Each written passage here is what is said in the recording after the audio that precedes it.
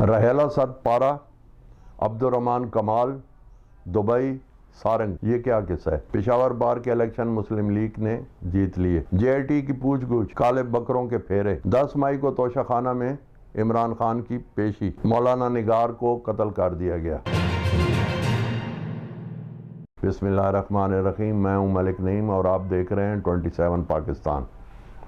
یہ مولانا نگار ہیں مردان کے، تو یہ عمران خان کی ریلی تھی کل، تو اس سلسلے میں یہ خطاب کر رہے تھے۔ تو خطاب میں انہوں نے کہا کہ میں عمران خان کو اللہ تعالیٰ کے پیغمبر کی طرح سمجھتا ہوں۔ تو لوگوں نے ان پر تشدد کیا اور ان کو جان سے مار دیا۔ یہ مذہبی باتیں ہوتی ہیں تو علماء کو بھی اور ہمارے دوسرے جتنے بھی مسلمان بھائی ہیں ان کو ایسی باتوں سے اجتناب کرنا چاہیے، اور مذہبی باتیں جب تک ان پر عبور نہ ہو ان کو ایسے سرعام نہیں کرنا چاہیے۔ اور ایک آدمی کی جان چلی گئی صرف ایک فکرے کی وجہ سے، جو کہ اس نے غلط فکرہ کہا تھا، کیونکہ اللہ تعالیٰ کے پیغمبر محمد صلی اللہ علیہ وسلم کے بعد آخری نبی کوئی بھی نہیں آئے گا، تو ان سے کسی کو مشابہت دینا یا کوئی بات کرنا تو یہ ان کو زیب نہیں دیتا تھا۔ لیکن چلیں، عوام نے ان کو مار دیا، انہوں نے اپنی سزا پا لی ہے۔ تو میں تو یہی کہوں گا کہ مذہبی معاملات میں ایسی باتیں نہیں کرنی چاہیے جب تک انسان کو مذہب پر عبور نہ ہو۔ دوسری بات کرتے ہیں، یہ 10 مئی، آج تو 7 تاریخ ہے، 10 مئی کو توشہ خانہ کیس میں عمران خان پر فرد جرم عائد ہوگی۔ یہ ہے ہمایوں دلاور صاحب کی عدالت اسلام آباد میں۔ تو کچھ عرصہ پہلے توشہ خانہ کے کیس میں جب عمران خان پر فرد جرم عائد ہونی تھی، تو اس وقت یہ ایک بڑے لو لشکر کے ساتھ عدالت میں پیش ہوئے۔ اس وقت ظفر اقبال صاحب عدالت میں ڈسٹرکٹ اینڈ سیشن جج تھے، تو لشکر بہت بڑا تھا، تو گیٹ بند کر دیے گئے تھے، اور گیٹ جب بند ہوئے تو عمران خان کی گاڑی کو صرف اندر آنے کی اجازت تھی، لیکن ان کے ساتھ لشکر اتنا بڑا تھا کہ وہ سب اندر آنا چاہتے تھے، جس پر جو ڈسٹرکٹ سیشن جج تھے ظفر اقبال صاحب، انہوں نے رجسٹر اندر سے بھیج کر عمران خان کی حاضری لگا دی، اور یوں عمران خان چلتے بنے، اور انہوں نے شکر کیا کہ مجھ پر فرد جرم عائد نہ ہو سکی۔ اب فرد جرم کا کیا ہوتا ہے؟ فرد جرم کا یہ ہوتا ہے کہ معاف کرنا، جب فرد جرم کا یہ ہوتا ہے کہ جب ایک دفعہ آپ پر فرد جرم عائد ہو جاتی ہے تو پھر کیس تواتر سے چلتا ہے اور اس کا فیصلہ دنوں میں ہو جاتا ہے۔ تو عمران خان کو ڈر تھا کہ توشہ خانہ میں جو میں نے طوائف بیچے ہیں، تو ان طوائف کا اگر مجھ پر فرد جرم لگ گئی تو ہو سکتا ہے کہ مجھے سزا ہو جائے۔ تو ابھی کچھ دن پہلے انہوں نے کہا جی میری ٹانگ زخمی ہے، تو ان کو علم ہو گیا تھا کہ توشہ خانہ کے کیس میں میری 10 تاریخ کو پیشی ہے، تو وہاں پہ مجھ پہ فرد جرم عائد ہوگی، تو انہوں نے ٹانگ کا بہانہ کیا۔ لیکن اب چونکہ ظفر اقبال جو پہلے یہاں پہ تھے ڈسٹرکٹ اینڈ سیشن جج توشہ خانہ کیس کو جو ڈیل کر رہے تھے، ان کا تبادلہ کر دیا گیا ہے لاہور میں، اور ان کی جگہ ہمایوں دلاور آئے ہیں، اور انہوں نے سختی سے یہ کہا ہے کہ اگر 10 تاریخ کو عمران خان بنفس نفیس پیش خود نہ ہوئے تو ان کی ضمانت کینسل کر دی جائے گی، اور یہ 10 تاریخ کو ہر حال میں پیش ہوں، اور پیش ہونے کے بعد ان پر فرد جرم عائد کی جائے گی۔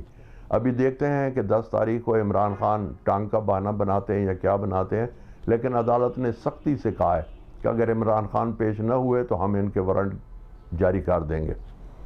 اب آتے ہیں جی جے آئی ٹی کی طرف۔ تو J I T joint investigation team, اس میں آئی ایس آئی بھی ہوتی ہے، ایم آئی بھی ہوتی ہے، آئی بی بھی ہوتی ہے، اور دوسرے بھی ادارے ہوتے ہیں۔ تو یہ جے آئی ٹی نواز شریف کے وقت میں جب نواز شریف کو انہوں نے ملزم قرار دیا تھا، تو نواز شریف جے آئی ٹی میں خود پیش ہوتے تھے، اور یہ تقریباً کافی عرصہ جے آئی ٹی میں پیش ہوتے رہے۔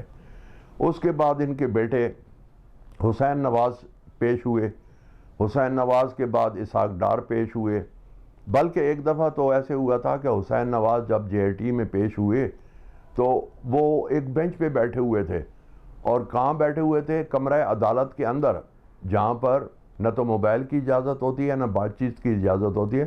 وہاں سے ان کا ایک فوٹو لیک ہو گیا تھا، اور وہ یہ تھا کہ وہ بینچ پہ اکیلے بیٹھے ہیں اور بہت افسردہ ہیں. تو اسحاق ڈار کا بھی جے آئی ٹی میں پیشی ہوئی تھی. انہوں نے، اب میرا صرف کہنے کا مقصد یہ ہے کہ یہ جے آئی ٹی جو ہے یہ ملزم کو ایسے ہی ہے جیسے کہ تھانے میں تھانے دار ملزم کو بلائے اور اس کی تفتیش کرے.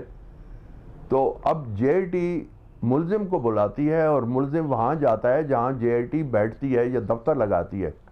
اب عمران خان پاکستان کے واحد سیاستدان ہیں جو کہ بہت لاڈلے ہیں، اور ان کے ساتھ ابھی تک عدلیہ کی طرف سے لاڈ پیار کیا جا رہا ہے. یعنی کہ اب بھی عدلیہ میں ایسے کچھ لوگ ہیں جو کہ عمران خان کی سائیڈ لیتے ہیں. انہوں نے دیکھیں، ایک ملزم ہے، عمران خان ملزم ہے، تو ملزم کو بلانا چاہیے تھا جہاں پر جے آئی ٹی بیٹھتی ہے. لیکن اب ہوا کیا ہے کہ جے آئی ٹی ان کے گھر چل کر چلی گئی ملزم سے تفتیش کرنے. یہ ایک انوکھا واقعہ ہے اور بڑا ہی دل فریب واقعہ ہے کہ ملزم کے گھر جے آئی ٹی خود چل کر گئی ہے کہ بھائی آپ بتائیں یہ بات کیسے ہے، یہ بات کیسے ہے. تو یہ پاکستان کی تاریخ میں پہلی دفعہ ہو رہا ہے. اس سے پہلے میاں نواز شریف، اس کے بعد حسین نواز شریف، اس کے بعد اسحاق ڈار، یہ سب جے آئی ٹی میں خود پیش ہوتے رہے ہیں اور جے آئی ٹی کے دفتر جاتے رہے ہیں. لیکن اب پہلی دفعہ ہے کہ عمران خان کے پاس جے آئی ٹی خود چل کے گئی ہے. اچھا، پھر مزے کی بات دیکھیں، جب جے آئی ٹی ان کے گھر گئی تو وہاں کیا ہوا؟ وہاں یہ ہوا کہ بکروں کا حصار دیا گیا ان کو. بکروں کا حصار سے مراد ہے کہ جے آئی ٹی کے ممبران جو تھے ان کو کھڑا کیا گیا اور بکرے کو ان کے گرد گھمایا گیا. بکرے کو گھمانے کے بعد پھر جے آئی ٹی کو اندر جانے کی اجازت دی گئی. اور شنید یہ ہے، باخبر ذرائع کہہ رہے ہیں، تصدیق شدہ بات یہ نہیں ہے، کہ وہاں عمران خان کی اور آئی ایس آئی کے جو طرف سے آفیسر مقرر تھے ان کی تھوڑی سی بات چیت ہوئی ہے، اور اس میں عمران خان نے کہا ہے کہ جی آپ اپنا تعارف کروائیں. تو سب نے اپنا تعارف کرایا. کسی نے کہا کہ جی میں آئی بی سے ہوں، کسی نے کہا جی میں فلانے محکمے سے ہوں.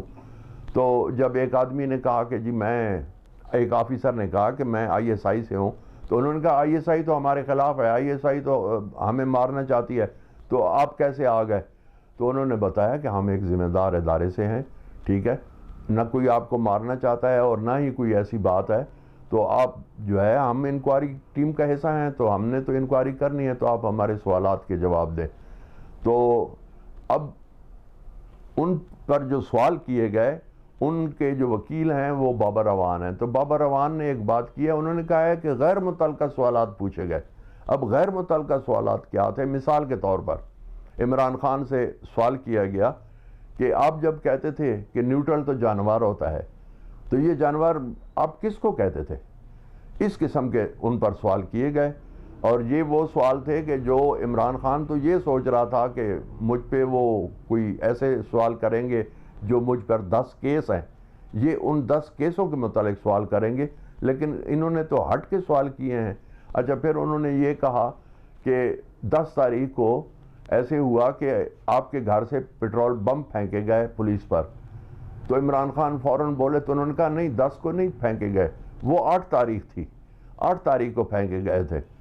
تو پھینکے بھی نہیں گئے تھے، وہ 8 تاریخ کو پولیس نے پھینکے تھے. تو بہرکیف اب متضاد خبریں آ رہی ہیں. دیکھیں جے آئی ٹی ان کے گھر جا کر انویسٹیگیشن کر رہی ہے اور اس کا نتیجہ کیا نکلتا ہے. اگلی خبر پر آتے ہیں. یہ پشاور کی خبر ہے. پشاور میں پی ٹی آئی نے حکومت 10 سال کی ہے، اور 10 سال حکومت کرنے کے بعد بقول پی ٹی آئی کے اس کی گرفت وہاں پر بہت مضبوط تھی. وہاں پر پشاور میں بار کے الیکشن ہوئے. بار کے جب الیکشن ہوئے تو پی ٹی آئی کا جو امیدوار تھا وہ ہار گیا، اور مسلم لیگ نون کا طارق آفریدی اس نے میدان مار لیا اور یہ الیکشن جیت گیا ہے.